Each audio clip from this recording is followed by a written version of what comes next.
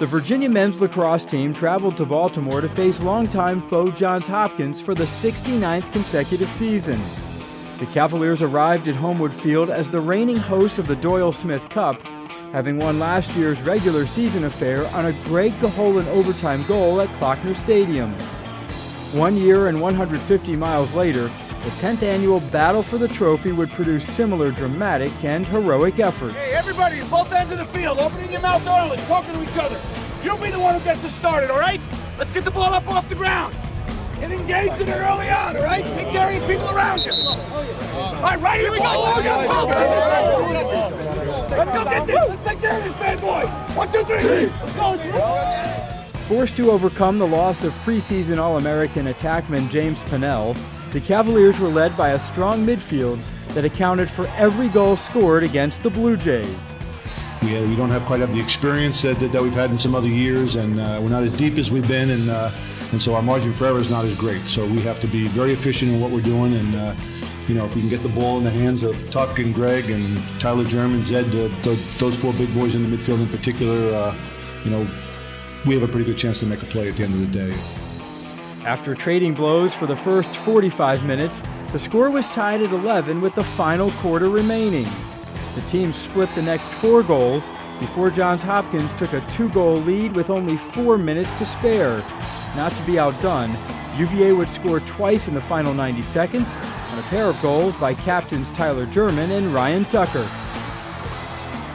Down 2 late in the game there, and things didn't look great, but we were composed in the huddles, and we had a plan going out, and we were able to execute it in order to get the goals we needed to win the game. We're just a hard-working team and just fought and got lucky enough to come up with the block shot, and Mike Howard and I think got that ground ball, and we were just battling all night on the ground, and it's something we really harp on in practice, and we were fortunate enough to get some really good possessions on offense and get a few in the back of the net and tied it up there late.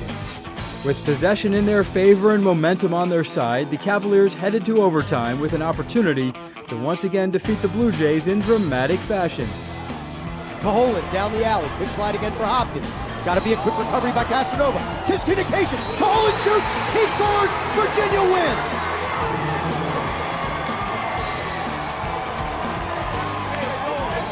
I love this team. I love what we're doing. We just got to keep it going now, right? Keep working. That's a great job, fellas, right there. Yeah, boy. Here we go, right there. We go, Virginia, rah-rah, Hopkins. Ready? 1, 2, 3. Virginia, rah-rah, Hopkins. Caholen's decisive overtime goal was assisted by sophomore Ryan Lukovic. Later, the two sat down to discuss the details of the final play against the Blue Jays. Hi, I'm Ryan Lukovic from the men's lacrosse team. I'm Greg Caholen. We're here to break down the overtime game-winning goal against Johns Hopkins last Saturday. Going into overtime, we had the ball with 14 seconds left in the fourth period, and we knew that with only 14 seconds left with a minute penalty, we were probably going to hold it. Coming into this session, we knew that we wanted to attack some of the matchups, and we knew Greg would probably have a good matchup. So we tried to get Greg with the ball and try to get him going to the goal. Zeddy took a nice dodge to draw a slide, and it changed up the matchups where I was able to get a short stick on me. And number 8 slid out of nowhere. I wasn't too close to the goal. While that was happening, I saw Ryan at X wide open, so I passed it to him figuring he could sneak or get hung. So I went to catch the ball here, and then I saw a short stick was sliding me at X. And he was coming at me out of control, so I figured rather than pushing the backside, I'd fake to the backside and come back towards Greg. And then as I did that, 22 left Greg, and then 8 left Greg to slide to me, so I figured I'd throw it up to Greg, and he had a wide open step down on the left wing. So they were sliding extremely early, which when that happens, as long as you move the ball quickly off your dodge, you're going to find something open on the backside.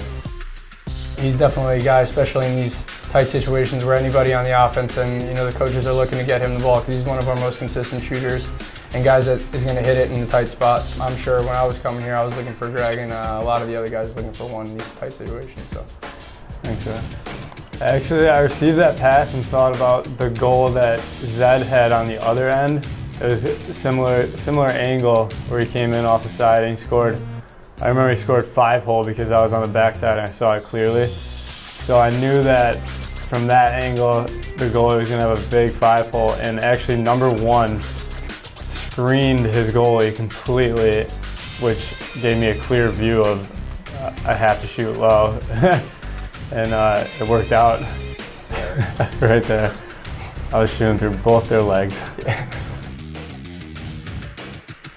I'm Ryan Lukovic. I'm Greg Cajon. Thank you for stopping the Virginia Lacrosse Film Room.